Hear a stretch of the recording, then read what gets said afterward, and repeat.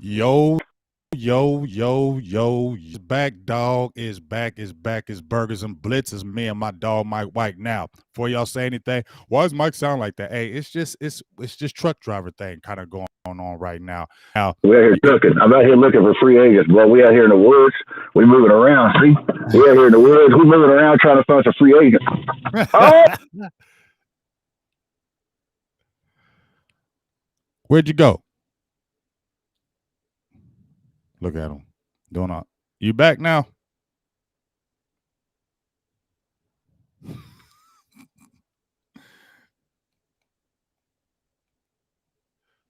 Look, see, he did all that moving around, all that fumbling. Look at him.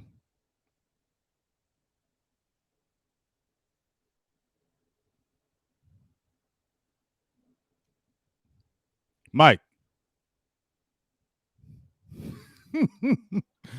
What's up, everybody? Mike, wow. I can't hear you. Go out and come back in. Go out and come back in. Go out, come back in. There we go. So Mike's going to come back in. See, that's that country boy. He's told me he's over there stressed, whatever, but he's going to come back in. So give it a second. We're going to get this Burgers and Blitzes popping. He told me he got a lot to say, so I'm going to just let Mike vent. I'm going to just let him vent, go off. You know how he does. He start going off on them little tangents. I like listening to his tangents, so I'm just going to wait for him to come back in and let him just kind of go off. But shout out to everybody in the building. How's everybody doing? Good to see y'all. Mike will be back here in a minute momentarily after he fixes a few things. And we're going to get this Burgers and Blitzes on. But basically, in the news, we talked about it on the late last night. Blake Jarwin got released. Greg Zuerlein, Ito Smith, running back, Reggie Robinson, all released. I'm really sad about Blake Jarwin because I felt like he was the tight end that was going to really take that next step and take the next level. They signed him on a pretty good deal. That was a contract that I thought, okay, this was a good deal. And you saw the potential from Blake Jarwin, but man, them injuries just killed him. Toward the ACL in 2020, and then 2021 had the hip injury, bad hip injury, and then we don't know his career. His career could be in doubt right now. So here we go. Here go Mike again. Go. You back? Yep. There we go. All right, now my dog Mike White is back in the building. What's up, man? Should I stay on speakerphone or use these damn headphones? It sounds good. How are you doing it right now? All right, cool. We stay right here then. All right. So talk to me, big dog. My bad, Bubba. No. We good, big dog. We was all waiting for you. So talk to me, big dog. First of all, how you feeling? About in life or the Cowboys? Because both are pretty freaking terrible right now. We're gonna talk strictly Cowboys right now. I don't know what the hell they're doing. I mean, I know what they're doing, but I don't know what the hell they're doing. Right. I know that they're out on guys who aren't all in. And that's mainly what this is about. I'm cool with that, though, aren't you? Sir? I'm cool with that, aren't you, though? Hell yeah. Yeah. Like I'm tired of people just being on this team and not being professional. Right. And that's basically what you take care of your business. The title is professional athlete. Take care of your business. Mm-hmm. And the fact of the matter is, this team, this org, feels like if people would have taken care of their business, they wouldn't have got bounced in the damn wild card round. Right. And yep, that's the biggest problem. But when let's talk about a few things, because me and you have been talking about some of these players in particular, especially. Let's talk about La'el Collins, because man, you've been hard on him. I made a video about him, and I said, hey, they were talking about doing a trade with him, getting trade partners. I said, I'm all the way with that because of what he showed. And honestly, Mike, and I'm gonna get your opinion on it right quick. Since he came in on the team, he's been pampered.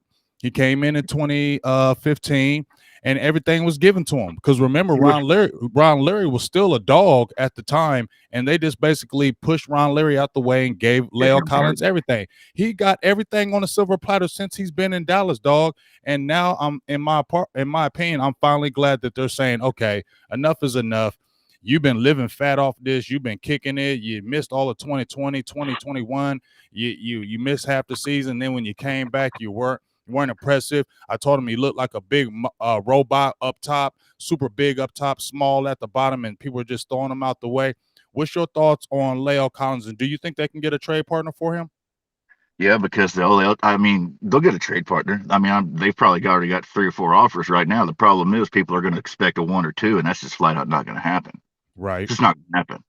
And if you get a 3, people are going to think you got robbed, and they're going to scream and cry. 3 or 4, they're screaming and cry, oh, well, we let them go for this, that, and the other. Well, for one, it's a pick this year, not a comp pick next year. So that helps. It gets you more players this year. 2, you got to take into account everything that's gone on. And he's put out some bad freaking tape. And they think that hip's cooked. Really? Yeah. I mean, you saw the mobility. You saw the mobility this past year, Mike. It was none. It was none. Yeah, it's not that, it's not the drug test. They don't, I mean, let's be honest, they don't give a shit about that. Right. I mean, the bribing the dude that, and him and Dak on a personal level, they ain't cool no more after he had to go he went and testified for him when he knew he was dirty the whole time. That really screwed up their relationship. Right. But that ain't got nothing to do with football, and neither does, but when he tried to bribe the dude, it was a bad look, but they don't really care about that. But it's just everything that's gone on. And his roller coaster work ethic when he got that hip surgery led to the rehab not going exactly the way it should have. Led to him showing up fat. Led to him getting hurt. Led to him drinking and hanging out and eating, following little Debbie truck around. So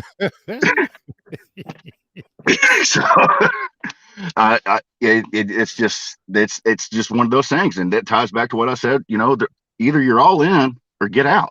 Right. I'm cool with that. It just sucks.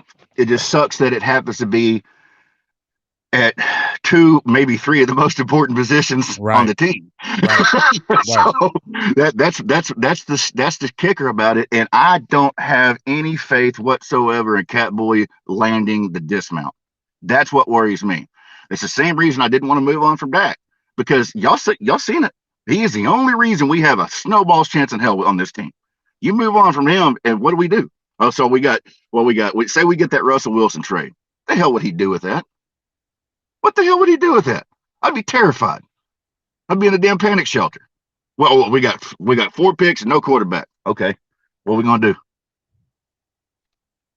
Yeah, I mean, baby nuts, he be tripping on my end. Talk to me about Amari Cooper. Where do you think that goes?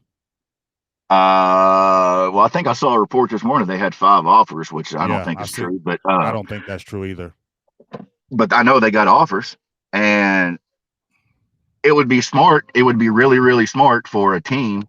It makes sense. It makes sense for other teams. Like, both of these situations make sense for the other team to make an offer on both players, because they haven't been through the La'el Collins yet. They haven't seen him. They haven't seen him showed up fat. They haven't deal with the rehab. They haven't seen Amari show up every summer, gimping, refuse to do anything about it. Show up training camp, gimping, refuse to do anything about it. Gimp all. Dude been gimping around since he was in high school. Have you seen Amari Cooper walk? Have you seen him walk? I've seen him walk. It hurts. It hurts to look at. He walks like Dirk, and Dirk's like 45. It physically hurts him to look at, and he won't do anything about it. There's PRP, there's stem cell, there's all kinds of treatments you can do to try to help out that plantar, and he won't do anything.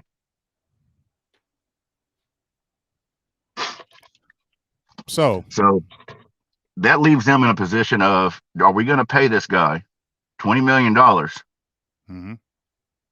when we also have an organizational scheme challenge there, where If you're not going to get that guy 140 targets a year, why are you paying him $20 million? Right. And that you can cut that comment any way you want. If you feel a way about Dak, if you feel a way about Kellen Moore, you feel a way about the Cowboys, whatever. The fact of the matter is, if you're giving somebody $20 million, that somebody needs 10 targets a game. Period. Right. I mean, and we've all been saying that over on the Final Word, our show, because we it's been documented. You brought him over, Mike, right? You spent the first round draft pick, and he's giving you the return for it. Let's keep it real. Even with the gimpiness that you say, he's giving you the return, because 79 catches his first time there with Dallas in a full season, over 1,100 yards, 92, a career high 92 catches with only 5 games of Dak Prescott at 1,100 yards, and then all of a sudden now you don't have guaranteed money you got to give him, and then you under-target him, and he's a third targeted receiver on the team. Knowing daggone well, especially when we're talking about the playoffs toward the end of the year, that's when you really should have rolled him, right? In my opinion, Mike, that's when you really should have rolled Coop, because that's when we really needed him the most. But that system with Kellen Moore and the goofiness that was going on, Mike McCarthy, I don't know. You had your words about that. It's not Kellen. It's not Kellen. It's not Mike McCarthy. Who is it? Is it front office? As you know, at the end of the day, when we are out there, and that's what I say, Mike. Our record is, it's pretty strong when we're out there and Dak spreading that ball around to different targets at the end of the day. See, and that's it what don't matter who the OC is. It don't matter who the OC is. It don't matter who the head coach is. It don't matter who the quarterback is. It don't fucking matter, man. It ain't gonna matter till that dude's gone. Period. It's not gonna matter. And that's what I've been saying. See, we just had a show last week when we're talking about Cole Beasley, when Cole Beasley said the front office dictates who gets the ball, and then they come out and tell you. They tell you too, that they go on the fan two times a week and literally tell people nobody wants to hear it. The call is coming from inside the house. Keep firing coordinators. Keep firing coaches. Keep firing coordinators. It ain't gonna fucking matter. It's not gonna matter till he's gone. I feel you. But that's what we've been saying. That's why I call him Baby Nuts. But that's why I call this dude Baby Nuts. But like I said, Mike, when we talking about that, when we played that video and then he jumped on there, oh, well, I would just think Cole's a little. No, he ain't. When I hear that, no players are gonna. Des Bryant said it too. All these players come out and say it, and then you're going to sit there and think us believe that it's not. When you see Tony Pollard not getting no carries when Ezekiel Elliott tears his knee up in week 4, and Tony Pollard don't get no tick for 7 weeks, and then he gets hurt, you're going to sit there, and then the coaches say, well, we wanted to see Tony Pollard too. And then the front office is going to sit there and say, oh, well, we didn't stop them from playing Tony Pollard. How the hell not? When you paid Ezekiel Elliott all that daggone guaranteed money and saying you ain't telling him to get in the lineup. Because if piss off my leg, tell me it's raining. Piss off my leg, tell me it's raining. Exactly. You sitting there in that game plan meeting. You sitting there in that game plan meeting as a GM. So you are the head coaches and the offensive coordinator's boss. And they're putting that game plan together. You go, hey, remember, we got that 21 over there. We got that 21. We got that. What the hell is what if you're not modifying the game plan, then what the hell is that doing? It is your boss in your meeting making a comment about how you're running your job. Take football out of it. Say you're a damn accountant and you're using the certain format, and your boss goes, well, we really like using that other format. What are you going to say? No. You feel me? You know what that's called? Insubordination. Yeah. They still have an HR department. It's still a job. Yeah. So take that for what? Oh, fuck! Just tell them to fuck off. Okay, they'll fire you. They'll find somebody else. See them do it. They did it with Chan Gailey. They did it with everybody. Yeah. They ran Mike Zimmer out. They ran Sean Payton out. They ran Eberflus. Yeah, Randy Eberflus out. They ran running game. Moses went up to the damn cum-handers, and then Bill Callahan. Yeah, it's just they'll run you. Mike McCarthy shows up his first year here. He's on Hard Knocks, and he goes, "Hey, why'd y'all give Zeke so many touches?" And then he comes out in the presser at the damn combine or whatever it was. Well, I think the narrative that Pollard didn't get enough usage is what do you call it? A misnomer or some shit like that. Yeah. Yeah. Here's a misnomer for you, buddy. You're wrong, because after Zeke tore his knee up in week 4, he got 140 more touches than Pollard got all year after he tore his knee up. Right. Make it make sense, dude. You're sending them on deep post route. That Thanksgiving game versus the Raiders, he's going on deep post route and double coverage in the fourth quarter with a torn up knee with Amari Cooper and CeeDee Lamb. What the hell are we doing? What are we doing? I mean, that's what it is, dog. Like, I was trying to be cool, Mike. I was trying to be cool. And you know how we keep it on here. We always keep it a buck on here, me and you. And we remember when all 2020 we was going ham and saying these same things, Mike. Remember, we've been talking about this, Mike. You feel me? And here it comes again. This ugly, nasty, dirty thing comes again, and it's them with their hands in it and meddling. And you know it, like me, Mike. It ain't gonna work. And that's why it's that dirty circle. That's why there was that failure this past year, because of the meddling. You're jumping in there and touching things when you didn't. And you got a 79-year-old GM, bro, ain't gonna fire itself. So here's the thing, Mike. I just want to say that I want you to speak on this. There's no pressure for Jerry Jones to do something different or anything else, because I want to ask you this too, Mike. I want you to answer this. With Will McClay, right? Mm-hmm. They keep Will McClay in the fold because he don't want no other title. But he don't want no other title. Yeah, but he don't want no other title either. He's cool with where he's at. And that allows them to stay in the place of never changing, never feeling like, hey, there's pressure. We got to do this. We got to make this happen. We got to win this year. There's no pressure for them, and they can keep drawing it out, keep faking people. And I'm telling you, if Dallas signs Bobby Wagner, I'm not saying they are, but that's the shut-up signing. I'm just saying if it were to happen, Mike, that would be the shut-up signing, because they're looking in the streets and we're going to keep these Cowboy fans quiet and keep them optimistic. Let's sign him. But it's just going to be foolery again. It's going to be the fools go, because they're going to meddle in there again. They're going to put their hands in it, and they always put their hands in it, and that's the problem. Just like you said, if you're a GM, you're in those meetings. You're going to tell me you ain't sitting in them offensive meetings. You ain't going to the defense, and you're the GM. They have their hand in every single thing. It's only their family. So why wouldn't they have their hand in the coaching too? And their mindset is fundamentally broken for modern football. They don't even know, bro. No, that big old water-headed, buffalo-gutted bastard running around. At the end of the day, we need 25 touches. Shut up.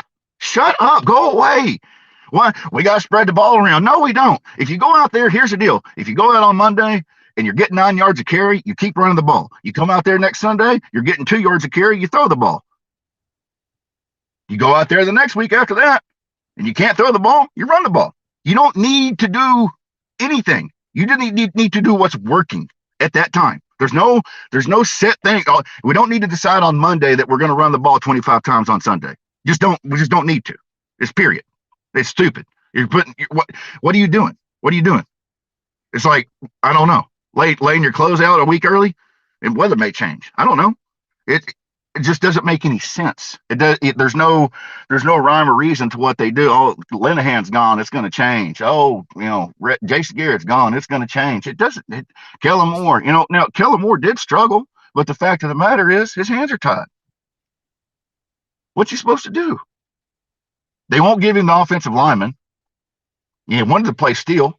He got yanked out of the lineup for Collins, and then everything went to shit because Collins' hips busted. He can't he can't anchor. And wasn't that a money thing in your opinion, Mike? It absolutely was.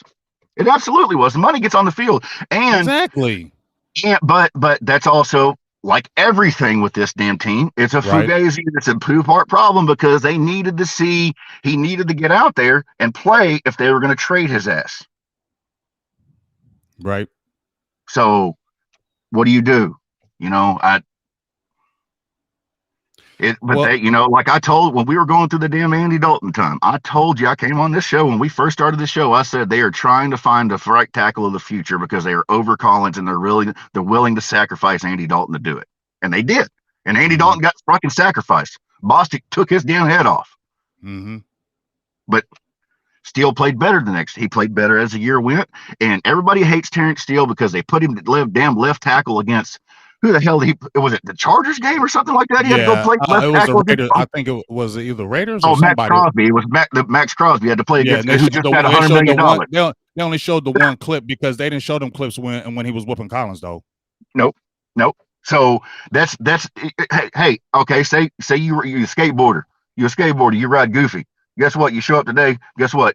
We riding regular today. You can't ride goofy. There you go. All your move sets backwards. Have fun. Have at it. Hey, by the way, you're in a competition with one of the best players on the planet too. So have fun, Bubba. You know, they expected him just to not struggle. We were coming on here. We were coming on here during that week like, we hope Dak doesn't die. Right. You know, we knew it was going to happen. And we knew it. You switched him from one position to the next in 1 week, and like literally 4 freaking days. What do you think you're gonna do? A 7th round pick? Like, we're not talking about you just took Zach Martin and moved him over. You're not moving over some all-pro player. You're moving over a guy who was scrapping and clawing for everything you had on the right side as it was, and then you throw him to the damn wolves. Come on, man. And expected not to struggle, and everybody's still hung up on that one game. He played good at right tackle. He's a starting right tackle. He's a starting right tackle in the league. Yes, he's a right tackle. Period. Don't put him at starting left. Right tackle. Yes, leave him there. Now, the problem is before you finish that, Mike. What's up, Bubba? Before you finish that, you know the interview with Mike McCarthy and Rich Eisen. Mm-hmm. And you heard Mike McCarthy basically saying, look, I know how to coach. I know how to win. This stuff over here is crazy. They all about the money. That's what he's basically telling me. They all about the money. They about the advertising and all that. I'm about winning. And he's like, I ain't never been in no situation like this. This is crazy. I ain't never seen nothing like this in my life. So that just goes to show that it's crazy like we all thought it was. It just really speaks to what we've been talking about. But how do you feel about Mike McCarthy with him saying that? How do you feel about Mike McCarthy? I'm out. I've been out on Mike McCarthy since before he got here. Why are you out on Mike McCarthy? He lied. He lied. In that Rich Eisen interview just told on himself some more. He lied. You did all your research, you watched every play, then you get the interview. Oh, I didn't watch every play. And you got Stephen Jones, Catboy's awkward stoner laugh over there at the opening press room. I did what I did to get the job. And then you go on Rich Eisen and say, I didn't know it was like this. You didn't know the Cowboys were a circus? How long you been in the league, dude? How long you been in the league? This ain't new information. You know what I mean? Like, I didn't know the sun was going to come up tomorrow. Damn, that shit took me by surprise. It's bright as hell out here.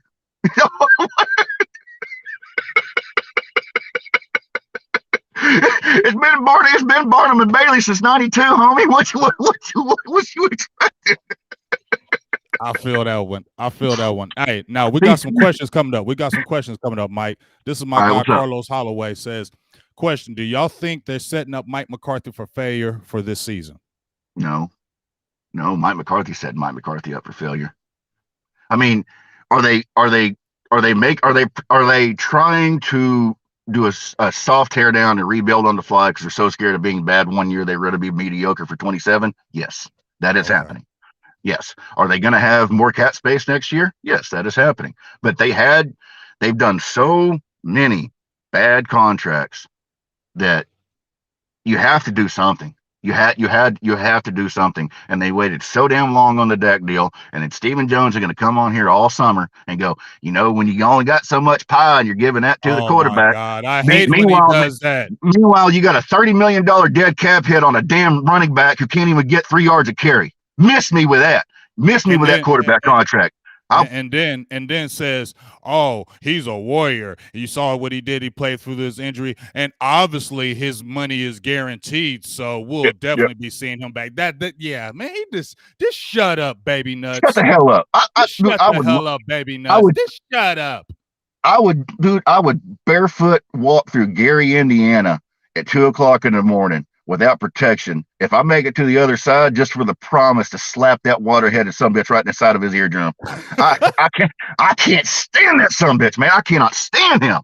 And he's going to be the one running the team. We are fucking screwed.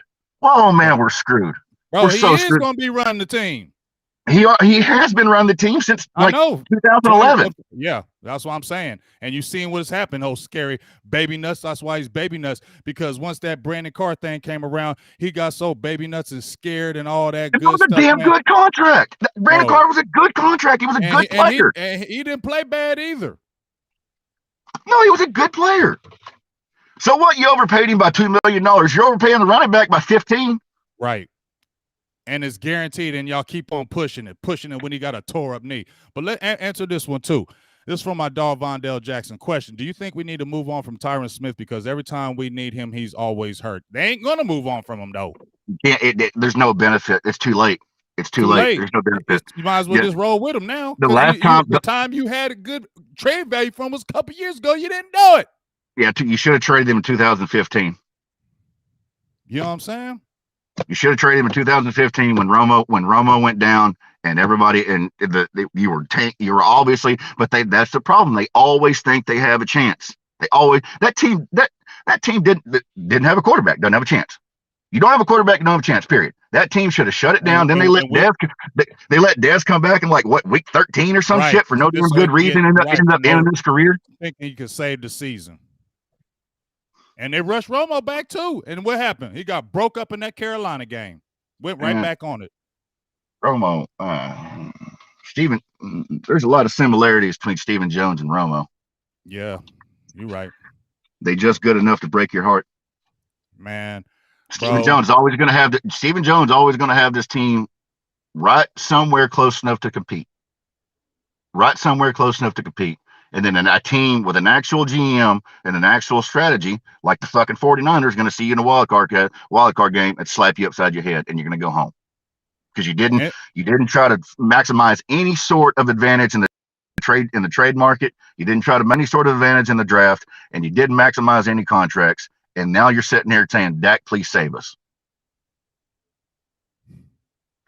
Damn, that's kind of depressing, man. It's sad, bro. It is sad because you see all these other teams out there being aggressive, and it ain't about spending $20 million on a free agent and that, but it's just about you sitting on your hands, bro. He's always sitting on his hands thinking he's the smartest dude in the freaking room.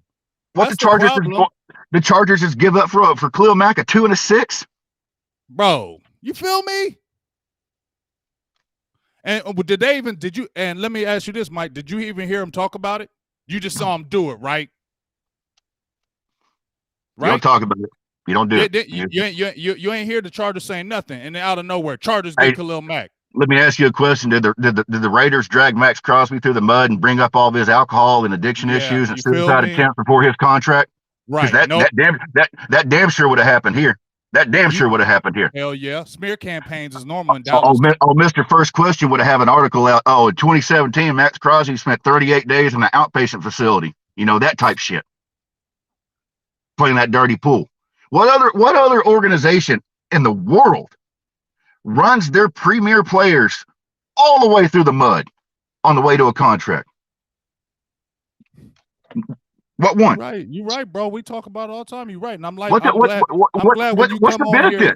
I'm glad when you come on, you confirm what we talk about. I'm glad when you jump on here because you confirm it, bro. Because it's just the truth. You feel me? Like you said, you get your stars, and you see even with D-Law, you know what I mean? They was like, oh, you ain't no Khalil Mack, you ain't this, you ain't that. You know what I mean? So then why did you sign them all the money? Why'd you say it? The money's going to tell him that. You ain't got to say that shit in the media. Right, you don't. Stephen Jones at the combine. Oh, the Zeke money starts at Gurley. What the hell?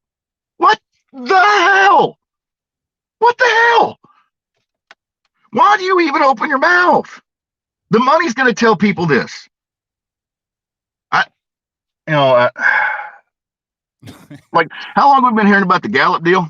What, 3 weeks now? 4 weeks now? And me and you've been talking about that Gallup thing for almost 2 years. That piss. I told you, he said you do not pay non-top 5 wide receivers. You don't do it, period. Unless you're doing like a 1-year stopgap deal for Randall Cobb or something like that, when you need a third wide receiver as an option. You don't, like, paying $20 million for Amari Cooper was not exactly a smart decision because his ceiling is a top 5 wide receiver. The problem is his floor is much lower than other guys in that category. It just is, for whatever reason. And it's been Derek Carr, it's been Dak Prescott. He had what's his face last year. You know, it's always something. And you gave that man that money, and now, I mean, when they gave him the money, it was a 2-year contract. They knew they were moving on in 2 years. We Yeah, knew they it. It was did. structured. That's why they played him this year. That's why they played him this year. So, it's. But y'all didn't do that to Zeke, though. No. We're gonna need that running back. A running back. You didn't do it to Zeke, though. A running back. Now people want him to go. People want him to go sign another expensive running back in Bobby Wagner, because I hate to tell you, people, off the ball linebackers and running backs are the same damn thing. They ain't worth the money. You don't give off the ball linebackers double-digit $1 million. You don't do it. I don't care if he's Fred Warner. You don't do it. So and Bobby Wagner is going to get, just off of his name, I bet he gets probably 3 year, 8 to 9 a year. Yeah, he's gonna get that. At 31 years old, have fun with that, bub. I'm saying he had 170 tackles, and that's what people going. Jalen Smith had 150 in 2019. I know that, Mike, but you know how these GMs look at that. They look at that stuff, bro. That'll validate why they signed them. The NFL loves names. No, that's why Earl Thomas was kicked around 3 years longer than he should have been. It's they love names. So, so what do you think? Go ahead. Hey, here's a little something I'll bury right in the middle of this thing.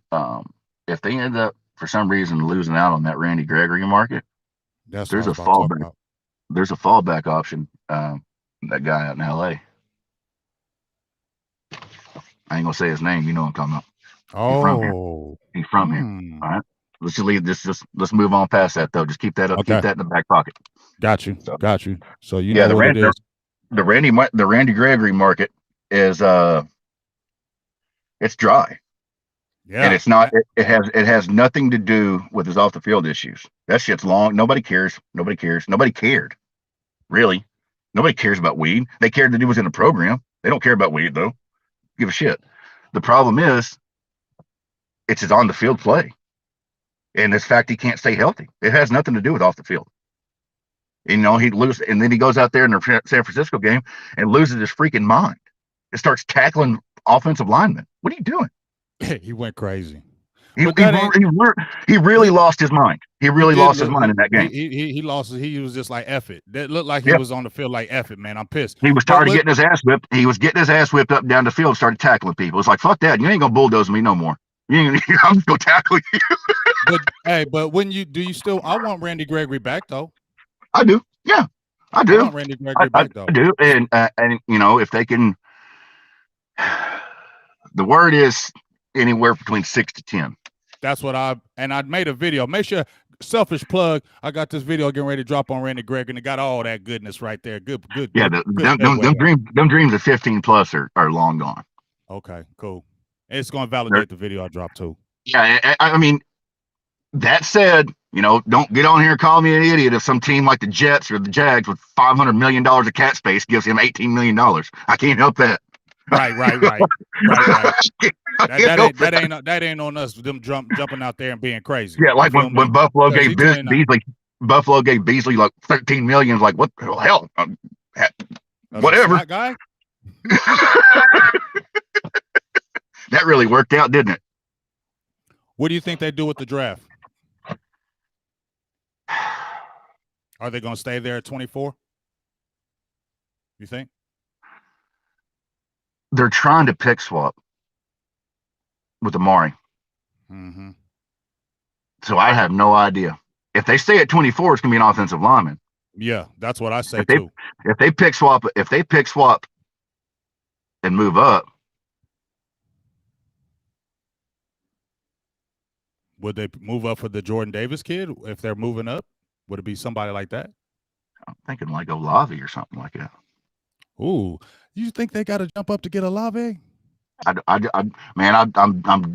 kicking out names. I know they want speed. Right. I know they want. I like Olave. That's the one receiver that I wanted. If when we're talking about the highly rated, there's a lot of guys that I liked. That could go 3rd or 4th round, Mike. But that was the one receiver I said I liked to go to the Cowboys. I'm out here in Ohio. I'm out here in Columbus, so I get to see these guys firsthand. And when I watched him and Garrett Wilson, I just liked him more, and that speed that he's got. I just feel like he would really go. bro. Why, bro? Just I think he would just be a great addition to Dallas, dog. We need this team is slow. We ain't never had speed. We ain't nobody can take the top off defense. Been that forever since Joey Galloway. Rocket Ishmael. Rocket Ishmael. Joey Galloway. That's when the last time Dallas had some speed. The 90s. That's crazy. It's 2022. It's been 20 We're so damn slow, man. We got 4 or 5 receivers. That's Baby Nuss Jones and them thinking they the smartest guys in the freaking building. Yeah, and you figure without Jerry being, Al Davis's butt buddy for all them years, he'd still have little Al Davis in him and see that 4-2 and be like, oh, I need it. Right. Al Davis will fuck up a draft for a 4-2. He don't. Baby Nuss Jones then neutered him, bro. Baby Nuss Jones then neutered Jerry. Yeah, so he didn't neuter Jerry, bro. He didn't neuter him. He's taking over all that. Jerry got a lot going on right now. Well, we all know that, bro. Dallas got a lot going on. It's the same dumb stories, though. It's the same stupid thing. I don't know why we act like this is different. I know what you mean. There's more. Uh-oh. There's more. There's an ex-husband with an axe to grind and info. Oh, boy. Where do you think this shit's coming from? You don't remember that nasty divorce with Charlotte? Yeah, I remember that stuff. But, I just try to leave that alone, bro. It ain't Rich. Rich and Jerry's still tight. It ain't Rich. Fix this shit, Rich. Yeah, but there's info getting out that shouldn't, and there's more on the way. There's more on the way. There's people that got his phone number, so I think this summer's going to be ugly, especially when the Tank shit. They're going to drag Tank to the mud all summer. Summer for sure. They're definitely going to get ready for that. Tank. Yep, they're getting ready. Definitely going to do that with Tank. He's not going to play in a pay cut. He's not. Right. And right. They may end up restructuring or re-signing, extending the deal or something like that. But David Cantor and Stephen Jones hate each other. I know that. They do not like each other. No, they That's why I couldn't believe he even came with a pay cut. You know that going well. Dude, David don't like you, bro. That RIP Bozo shit, that's going to be either one of them. Whoever dies first, they go into his funeral. Rest in peace, Bozo. I showed up to your funeral just to make sure you dead. Right. They hate each other. I mean, they got a damn fist fight at the combine 2 years ago.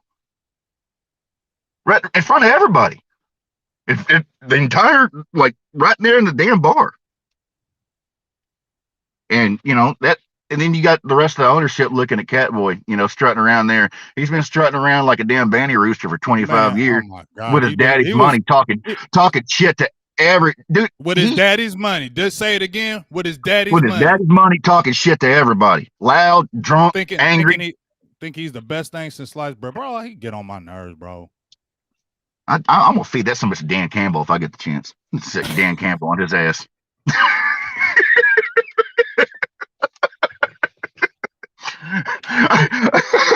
I know Dan Campbell got time. I bet he smacked Stephen Jones in the head for a damn cameo, $50. Yeah, man. It's just like I said, bro. It's just a sad story. The whole front office is the Joneses. They don't let nobody touch anything. You just said the skeletons is getting ready to come out the closet, so it's about to get even worse. And like I said, what do you feel about this season? What happens when somebody gets into Maryland's emails? Bro, I'm just saying. This to me is a lame duck season, bro. This 2022 is a lame duck season, in my opinion. Do you think they can rise above it? Here's the deal, man. The league is a lame duck. I mean, every year. But we can't be past them even when we got the opportunities. I get that. I get that. Neither can anybody. I get that. I really do. But what I'm saying is the league is engineered for everything to be so nut to butt. Right. That every single year there's maybe one or two, maybe two good teams in the NFL. If you really, everybody, especially this last year or the year before last, when Dak was hurt, there wasn't a good team in the NFL. The Tampa Bay and Green Bay had a combined 3 wins over 500 teams. End up in the damn NFC Championship game. I mean, look at this year though. That's why everybody's mad, bro. Because we should have had that this year. Look at this Everybody year. everybody was celebrating about the Eagles missing out and whatever. Then we end up pulling San Fran. I said we came on here. I said, buddy, we felt weird, didn't we? Buddy, we don't want this one. We don't want. Didn't we feel weird when we had the pregame? I said, well, I don't want this. I don't. Then they came out of that damn tunnel with that damn ghetto blaster. They came out with that ghetto blaster.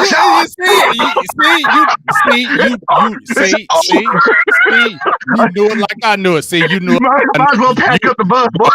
See, you knew it like I knew it, bro. I'm gonna tell you, Mike. There's two. They came out with a 900 megawatt ghetto blaster on it. Mike, there's 2 instances that I've seen where I knew Dallas was gonna get their ass kicked. One before was when Dallas played Philadelphia. What year was it? When they got beat 44-6? Oh God. Yeah, the whole team was dead. Right. But before they came out, when Brian Dawkins came out that tunnel and was hitting the ground, banging on up and down, I said, we about to get smashed. That somebody should tear us up. When that somebody's retired, I was never so damn happy. No, bro, he should kill us. Somebody's tore us up every damn time. Bro, twice a year, tearing us up. He used to kill us. But when he was banging on that ground like that, I said, yep, we about to get stomped. And when I seen them coming out, the way they did and the way they ran out, and particularly, and I know this may sound funny because I know how you get on Jimmy G, but it's funny. No, when Jimmy G came out there in the crowd and was like, yeah, let's go. I was like, they about to kick our ass. Yep. When they came out that tunnel, I wanted to cut the game off. I said, oh, no, I don't want to see it. I said, they are about to whoop our ass, dog. I about fired up Game Pass and put on a 2016 playoff. Oh, that's been my instant feeling. When they came running out there, I said, we about to get stomped, dog. And you can tell. That damn ghetto blaster had 4 15s in it, man. He was bro. And you know what was even funnier though? You know what was even funnier by Dallas? That's why I knew we were gonna get beat up too. When they had Tyron Smith and La'el Collins leading the charge like they was gonna be coming in whooping some Taz. The shell of Tyron Smith and the ghost of La'el Collins. Yeah. And they were the leader. They were the ones running out for Dallas. I'm like, we about to get stomped and y'all two about to get worked. That's what I felt. And it happened. Tyron could barely breathe coming out the tunnel because he's still recovering from fucking COVID. He's like, come on, motherfucker. I got something for you today, buddy. Hit the damn wheezy. Bro, you feel me? But this is what we got to deal with. And I don't care. That's why I've been going ham on. I'm going to keep going ham, and I'm just going to speak my mind about it. I don't want to talk bad about our team. We don't want to talk bad about our team, but this is the ugly truth we see. Soft. We soft. We super soft. We been soft. Been soft. Dan Quinn was the only tough one to me. Catfish belly. But don't you agree with that though? You like the Dan Quinn though, right? Yeah. This is the first time our defense. This was our one positive. Mm-hmm. First time our defense had any sort of edge to it. Right. And then, I mean, till they got flattened by San Fran, that was just a better team. And right. I still stand by. If we had made it through that game, we'd have smacked the Rams. I agree with you. We just had Mike. I want everybody to go back and watch that tape because we both said we just got to get past San Francisco. If we get past San Francisco, we might go to the chip because San Francisco was going to be our toughest game. We said that on tape. Look what they did next week too. They tore that. I mean, they was getting there. I mean, that was a good team. That's not the type of team you want to play in the playoffs because they can. Right. That damn run game, man. That Mr. X. It's not. Kyle Shanahan's not some wizard. He didn't reinvent football. It's the same damn run scheme as Daddy used in the 90s with Terrell Davis. The same damn scheme. Outside zone, Mr. X and Pentapool. Same thing. It's not nothing crazy, but power football, Cowboys line up man on man. What, hey, that's fine. That's fine. Man on man's fine. It's all dandy as long as you got a line full of all pros that are better than the guys on the other side of the ball. Because guess what? They got football players over there too. That man on man shit don't work when you ain't the better team. Nope. And you'll keep on trying to, and just like when Stephen Jones was at the combine and they were asking him questions, they were talking about, well, how come Amari Cooper is, his targets are down? Michael Gelkin asked him these questions. And he's like, well, the system dictates if, somebody's double covered here and somebody's double covered here and this guy's single covered, that's where the ball goes. And then Michael Gelkin comes at him is like, is that the right system? He ran away from that question. He turned his head and did something else because you know what? That's you talking, Coach Jones. That's you talking, Coach Jones. That's you talking, Coach Jones, while you try to fool us like football. You ain't in there. You don't know football, bro. Your daddy don't know football. You don't know football. Y'all act like y'all know, and y'all keep Will McClay in the fold because he's your football guy, and he's the one that saves you. And if he wanted a title, dog, that's why he's there, because he don't want no title. Nobody else is going to come into Dallas saying, doing what they want without no title. No, you're going to give me power. They don't want that. That's why Will McClay stays. That's why they overpay for him, dog. Mm-hmm. That's why he makes more than any GM in the league. Exactly. But don't got a title because he ain't, man.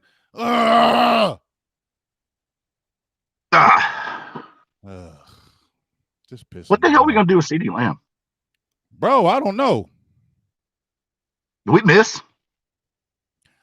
I don't think we missed, but when I watched him last year, CeeDee Lamb is good, but he's not like, understand how I'm saying this. Please don't nobody get me and beat me up and saying, Jay, Big Gang saying, it's just, I like CeeDee Lamb. He's nice, but it's something was like missing.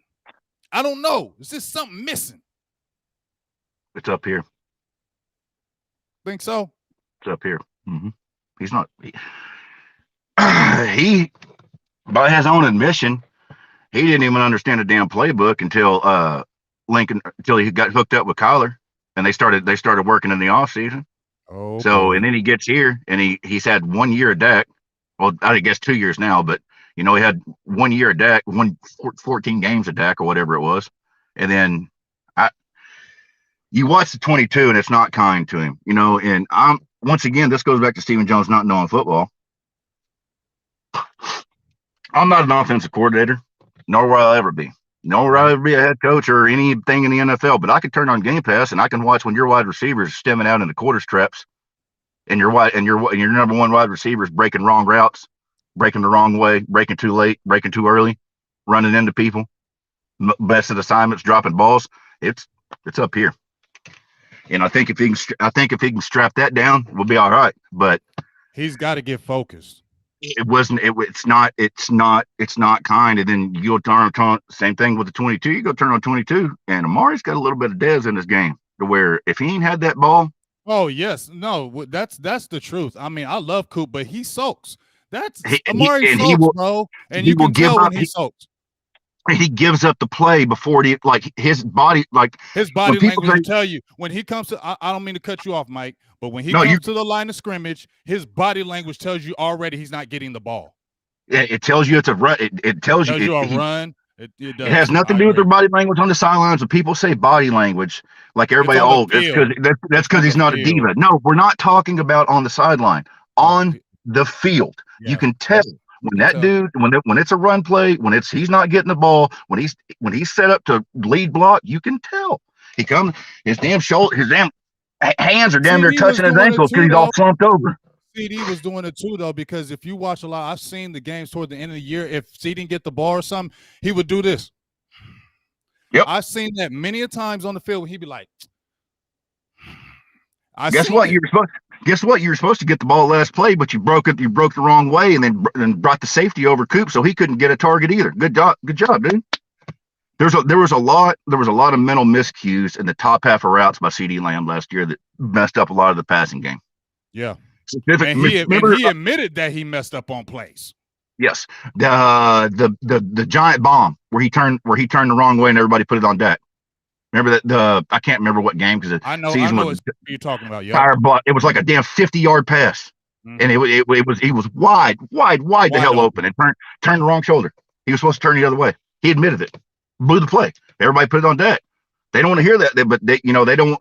They want to put it on Dak, and they don't want to hear about when the wide receivers is talking after the game, talking about, I should have turned the other way. That was supposed to be a right, over the other shoulder. I turned the wrong way. And it's like, bro, you can't be doing that. That's the NFL. It's 6 points.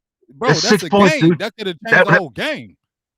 like when you're talking about when the Rams won their damn playoff games by a combined 7 points, you know, right, right. you got 6 right there, Right. 6. Mm-hmm. There's too many mental miscues, and I'm hope.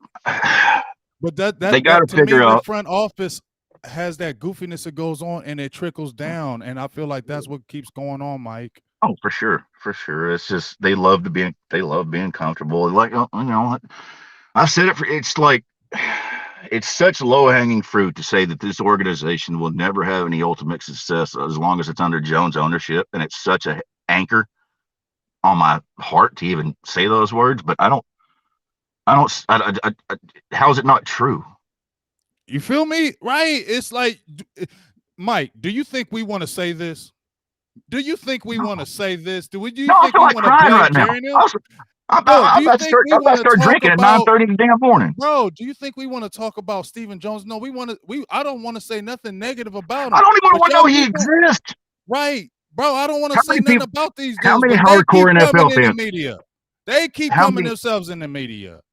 How many NFL fans? How many hardcore NFL fans you think can name 5 GMs? Exactly, and owners. But everybody in the damn world knows who Stephen Jones is. And Jerry Jones. You should know who no damn Stephen Jones is, but he's pushing himself to make himself known. Well, we got. I bet. See, dude, let me try. Les Snead. This GMs? Are you talking about GMs? Just GMs. Jeez, I don't. See what I mean? Yeah. I might know them by faces, but I don't know their names. We live this shit, and I can't. I'm struggling. If I really sat down, I could probably get to 7. Right. But you know instantly if you mention a GM, you know instantly Jerry Jones. You know instantly Stephen Jones, because they're always going to stay in the media no matter what. Just like when he was doing this boxing promotion, talking about getting something to come to Dallas and a new boxing thing.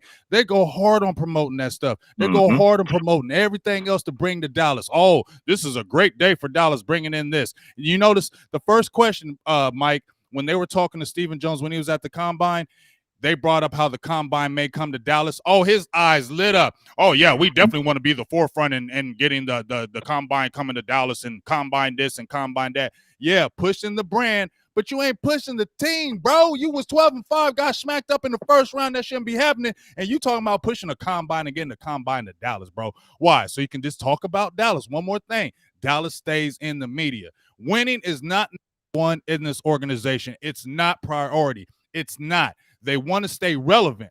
They want to stay relevant because as long as they stay relevant, they're going to keep making money and they're going to keep making you believe that it's going to be there. But winning is not number one in this organization. It is not priority. It is not. I don't care what nobody tells me. It's not. It's not. It's not.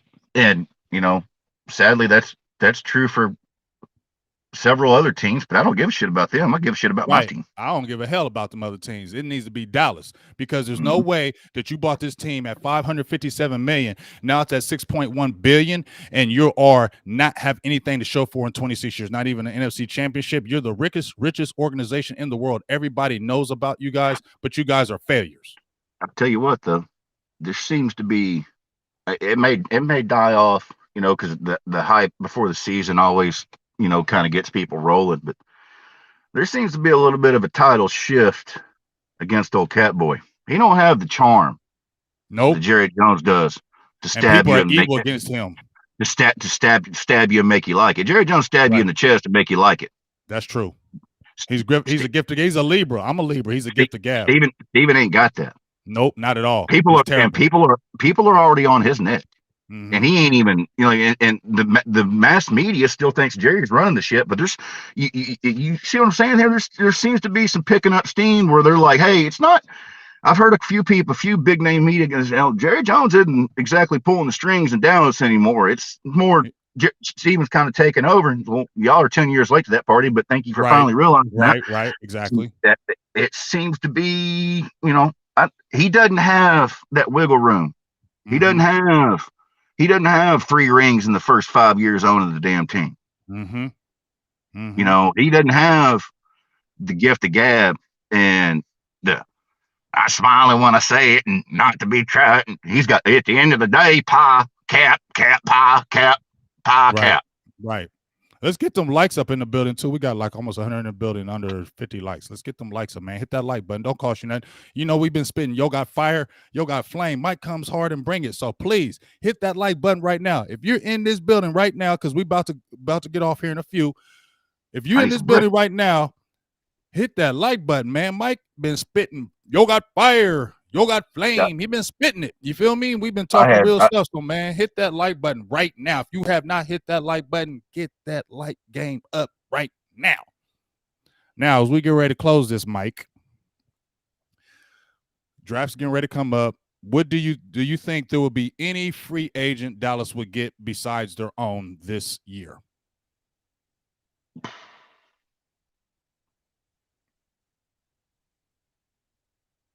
No. Me neither. I mean, not before the draft. Mm-hmm. You know, they do it backwards. Other teams like to fill holes in free agency before the draft and then pick projection. They like to fill holes in the draft. And then see what's left. Yep. And then still try to fill more holes. Picks or projection. Players are players. You know, a third round pick is useless versus a guy you know can play. Mm-hmm. How many third round picks ain't even on this team in the last 2 years? You know, it's just they're so paralyzed. They're so paralyzed by giving up a mid day 2, day 3 pick for Steven a known. Is so paralyzed for a known because he's so scary. They you know, it's like how many times you bust in the 4th round? You know, how many times you pick a guy in the 4th round? He don't even make the damn Reggie team. Robinson, there it is. Yeah. My guy, Carlos Holloway. Reggie Robinson's another clear example. How long has he been on the squad and you just cut him and he never saw the field? 4th when round you could have run that back for me. What did Carolina give up for Stephon Gilmore last year? Wasn't it a 4th? I'm talking about, dog. Right. Right. And we could have finagled that, but no, he wants to hold on to those precious picks. Hold on to the precious picks. Let's get a compensatory pick. Picks. Cap. Picks. And don't do nothing with it. And you just be wasting that young talent. You always be talking about, we want to keep the young talent. You don't want to sign all these big contracts and keep the contracts low. But then you waste the freaking young talent. And then when they're up for a contract to get money, you want to, because watch what they're going to do to Parsons and Diggs, dog. That's why I said they got to win in their rookie seasons. Mark my words. Parsons is going to be the next one used. You know, we got that edge rut, that Parsons contract coming up in a couple years. I already said that, Mike. I already said it. I've been preaching it this week. I preached it last week. Michael Parsons, beware.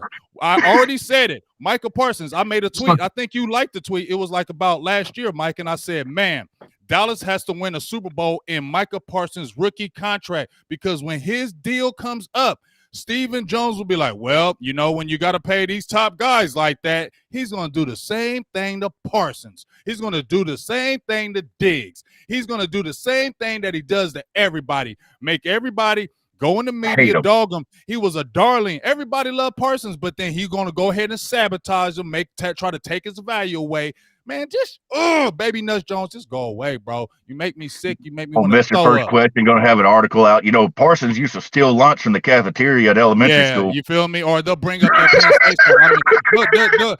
They'll bring up some stuff. He parks in handicap spots. Yeah, man. Yeah, bro. Like, so I feel bad for you, Parsons, because when you come up and you keep turning up like you are, you about to get drugged. You about to get drugged. Everything you you farted in church that one time, and all that's gonna come up, man. It's so bad. Yeah, it's bad, bro. It's bad. Meanwhile, Max Crosby just shows up in gym shorts and gets $100 million. They don't talk about. Nobody said nothing about it.